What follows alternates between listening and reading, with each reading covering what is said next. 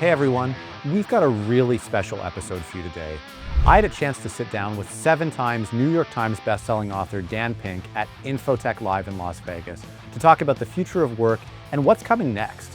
If you don't know Dan, he's written 2 #1 bestsellers, Drive and To Sell Is Human, and a whole pile of others on human psychology and motivation in the context of business.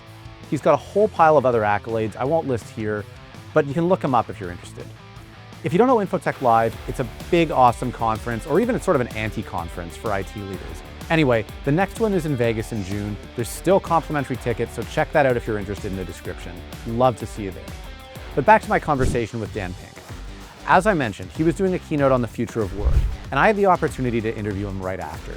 Now, what made it extra fun is that, like most keynote speakers, Dan didn't share his presentation in advance, and it was all new material. So while he was talking, I was holed up at the back of the conference, frantically taking notes on his talk and what I wanted to ask him, and got back to our studio just in time to start the interview. My favorite part of Dan's presentation on what comes next was his courage in saying, I don't know, and if someone tells you they do, they're lying. He said that there's too much that's changed, too much uncertainty, and now isn't the time to philosophize, it's to get out there and just try things. Anyway, it's a really cool conversation. Check it out, let me know what you think, and if you like it, don't forget to like and subscribe. Check it out. Daniel, thanks so much for being here. Thanks for having me, Jeff. First off, I have to say, I loved the presentation. Lot to think about, lot to digest, and lots of just, moving pieces that, kind of draw you in.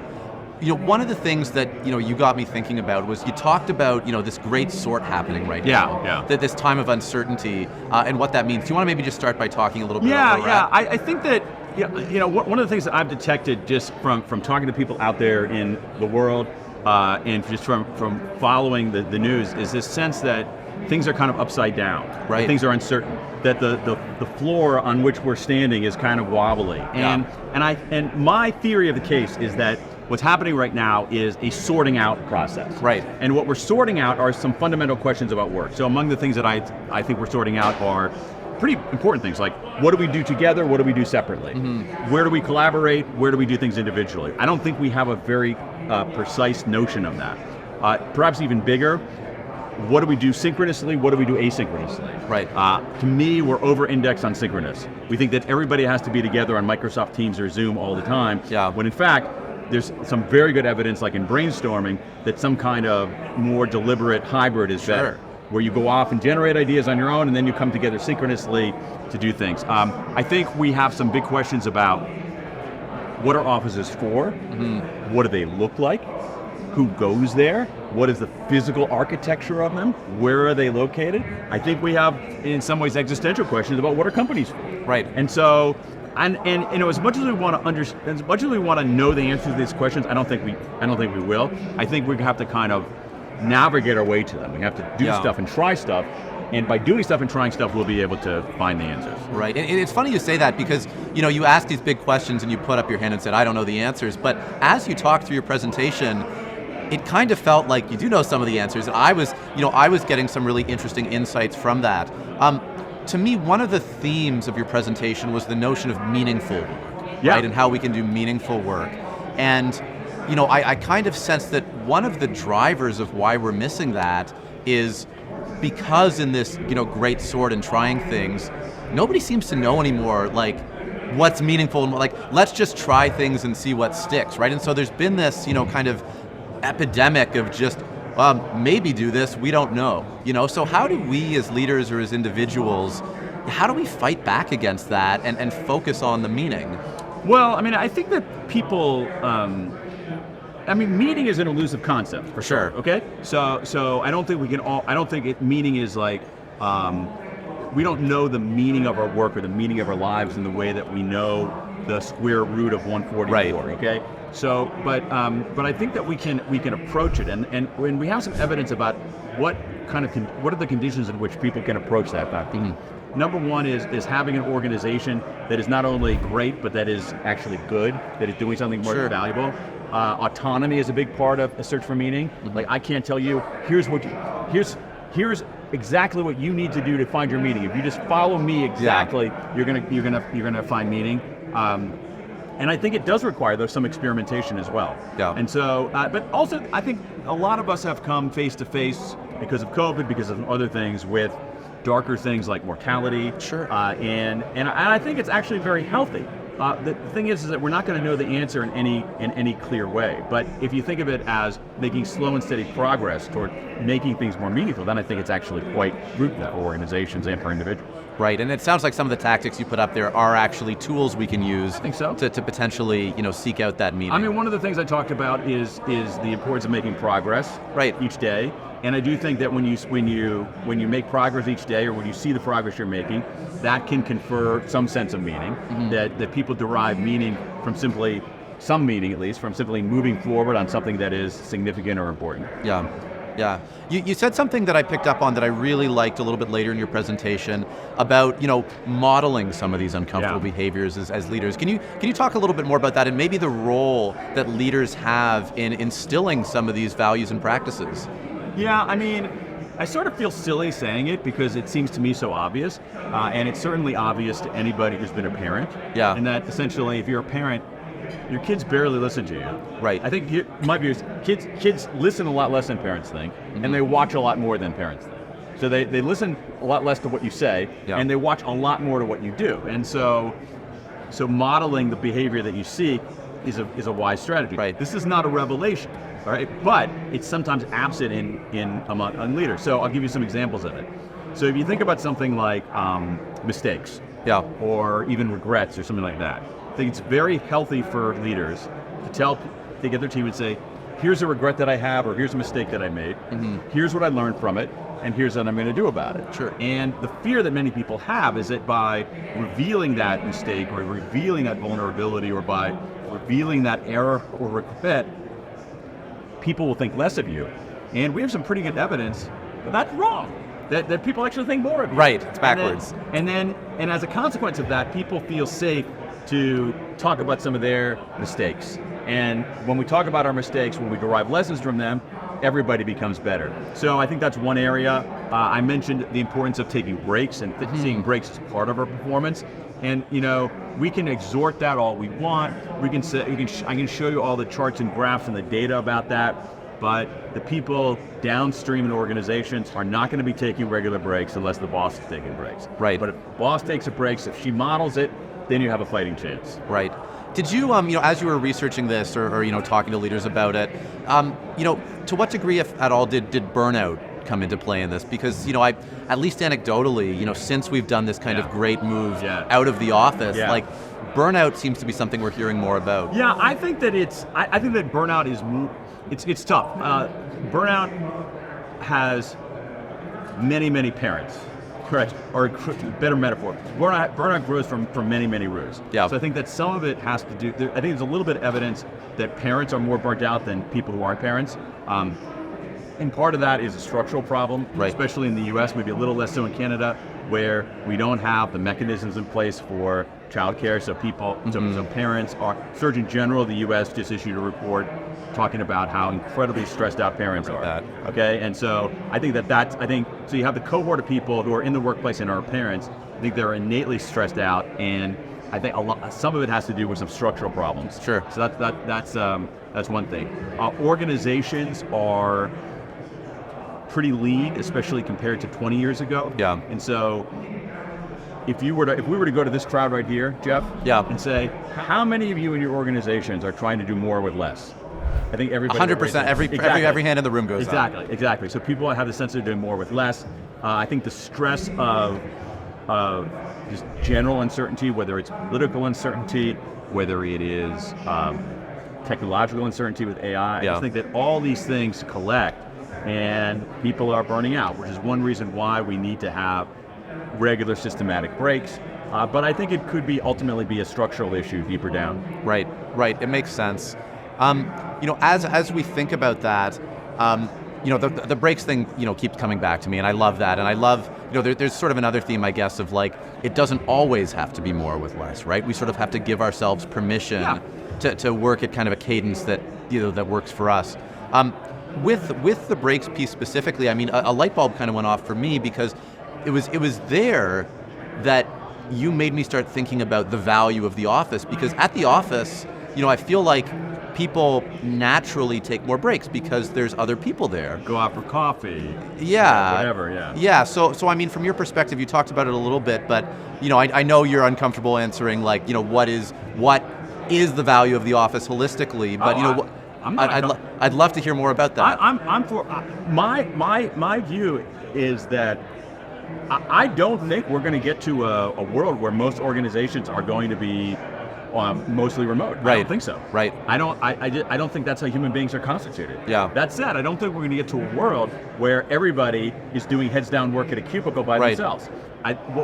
My view is that, and I think we're heading there. I think we could be there in spite of some of the things that companies are doing to quote unquote crack down on remote workers. Yeah. I think we're actually essentially entering a world of what permanent hybrid.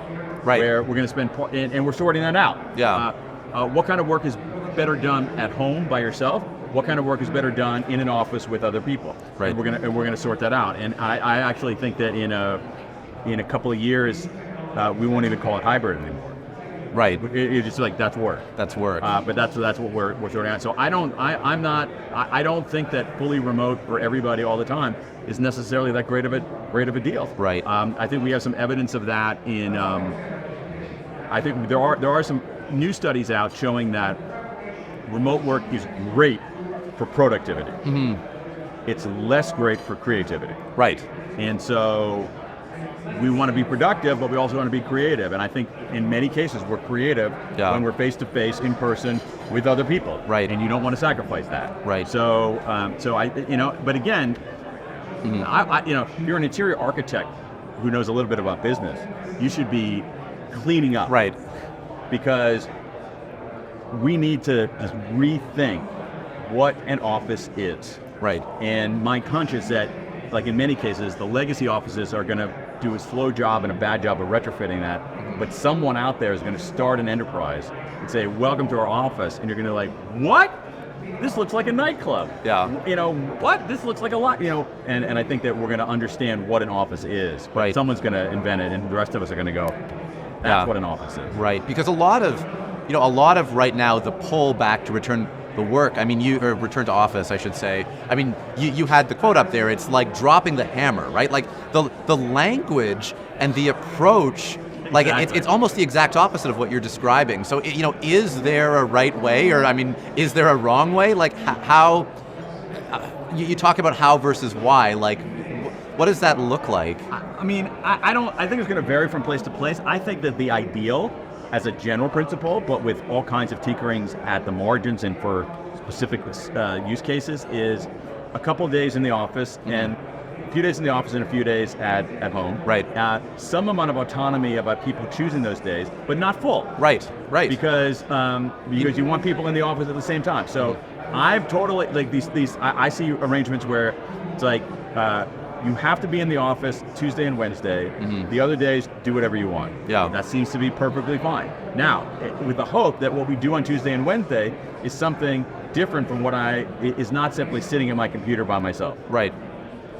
No, and it makes complete sense. And related to that, we're coming out of a period of being, probably over-indexed on remote, right? And we've come from a place where, we're just looking at screens all day, right? And we didn't even notice it, but are you seeing or are you hearing about, individual kind of impacts of, all my meetings are now not physically with people, they're looking at a screen. Is that impacting us? I think so. I think that, I don't know for sure, but I think that you got, your intuition is spot on, I share it, about breaks. Mm-hmm. So if you're just hopping from screen meeting to screen meeting, it's not even like being in an office where maybe your meeting's in a different conference room. Right. And you have to get up and walk. Yeah. And then maybe you see Fred in the hallway. Yeah. Or whatever, that's not even happening. So I don't think that it is fundamentally healthy for most of us to be looking at screens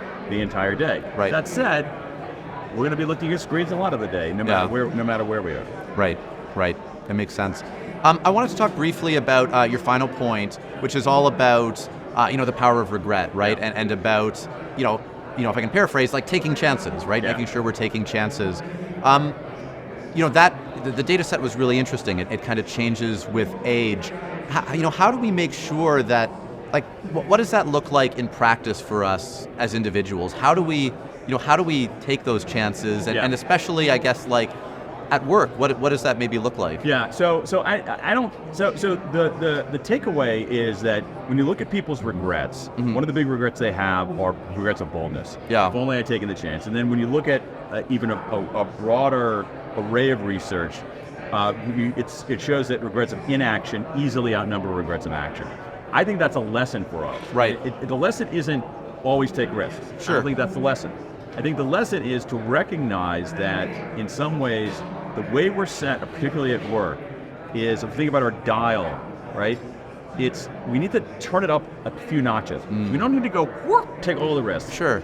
But I think that our forecasts of what is risky and what is not is a little distorted. Not totally distorted, but it's a little too risk averse. And you just want to actually correct for that, 1 click, 2 clicks in the other direction. So there's a famous Stephen Levitt paper where that people ended up being happy with decisions that were made on a coin flip, and in many cases, it's because they did something. And so I've changed my view on this, Jeff, somewhat, in that I become more and more convinced that acting is a form of thinking. As I don't want to get completely metaphysical on you, but I think that acting is when we do stuff, we think and we learn. And I think in some cases, particularly in white-collar work, where, again, the too much emphasis on planning and analysis and all that, that's important. I just want to recalibrate the dials just a little bit. A little less kind of strategy and analysis, and a little bit more just kind of acting. Yeah. Because I think that when you act, you learn faster. Right. And I love that in your presentation as well about, we're in this period of great sorting. We need to act, right? That needs to be the priority. Is that, as we think about new technologies in the changing world, does that become the new normal? Is that, okay, well, give it 18 months and then we go back? I don't know. That's a good question. I think there's a chance we could go back to a little bit less of the acting our way into knowing. Right. But on the other hand, if you just look at the relentlessness of stuff changing. Yeah. Even in the last 20 years, you realize, like, smartphones are not 20 years old yet. Mm-hmm. It's kind of amazing. Wow. And there are, many of the people in this room went to university without using the internet. Right. And so now we have, in the space of this preposterously short amount of time, since 2004, we have these smartphones and the cascade of things that gave us. Mm-hmm. We have social media and the cascade of mostly terrible things that gave us. We have essentially eliminated the barriers to entry for creating stuff. Yeah. I mean, it's pretty amazing. Mm-hmm. Like, 20 years ago, you might have needed a video. I mean, you guys have a nice video crew here, but 20 years ago, that would have been mandatory. Right. And now, you got people generating millions and millions of views on their videos from their phone. So we have smartphones and social media and essentially zero barriers to entry for creating stuff. Again, that's pretty crazy. Oh, and by the way, AI suddenly comes along. Right. And throws everything up in the air. Yeah. So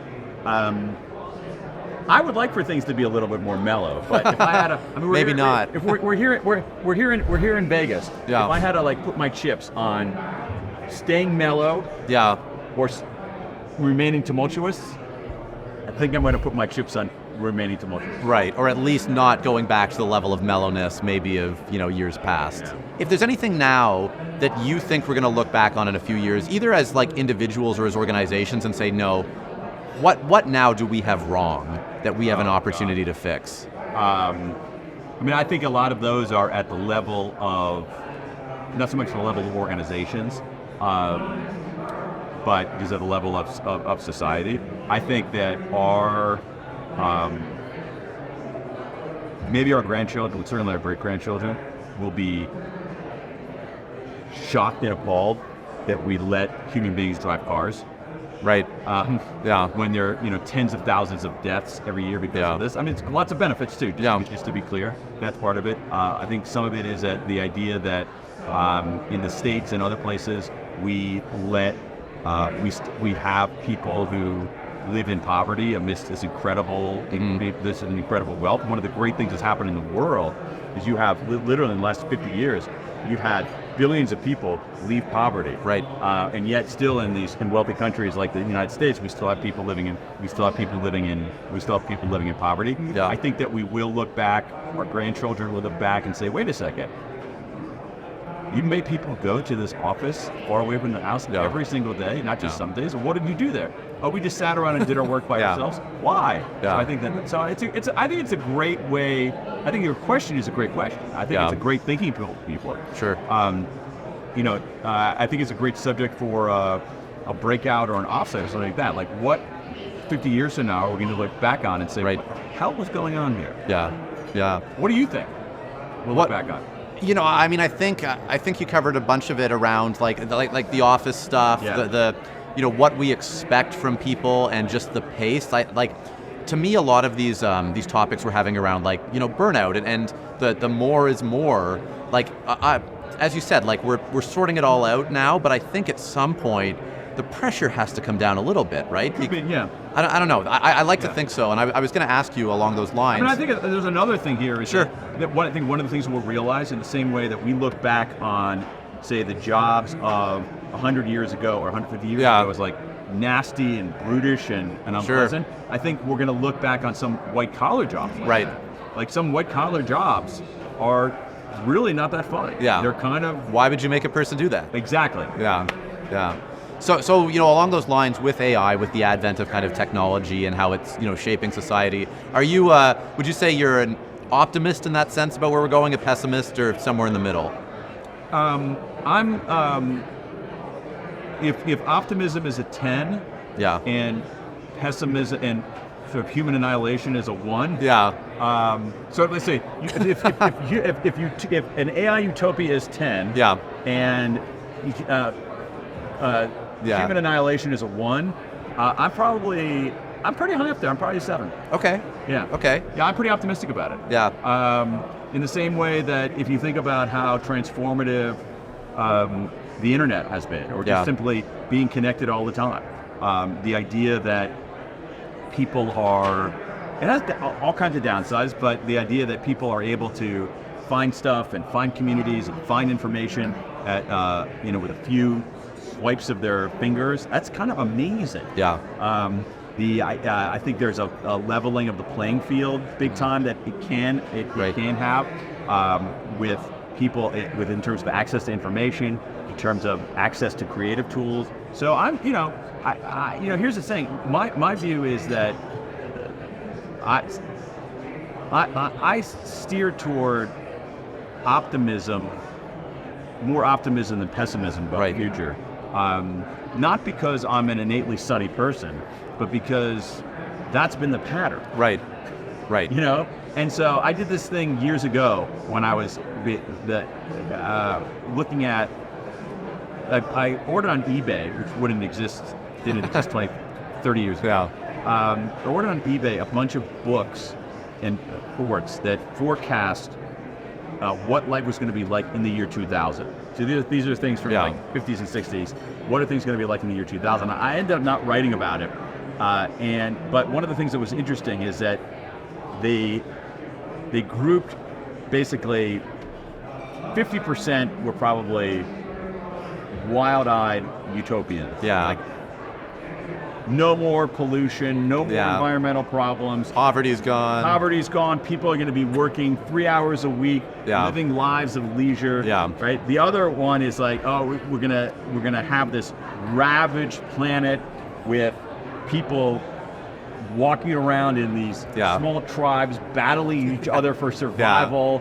And that's about 40%, and 10% were like, that's probably going to be a little better. Yeah, about 20% better than it is right now. Yeah, it's going to be a little better than it was. And it's like, okay, I'm with that. It's like, I think if we were to do a repeat on this conversation in 5 years, I think we would say Yeah, it's a little better. Yeah. It's a little better. Not perfect, but it's a little better. Yeah. Wonderful. Daniel, it was so great speaking with you. I love the presentation. Thanks so much for a fascinating conversation. Thanks for having me. Awesome.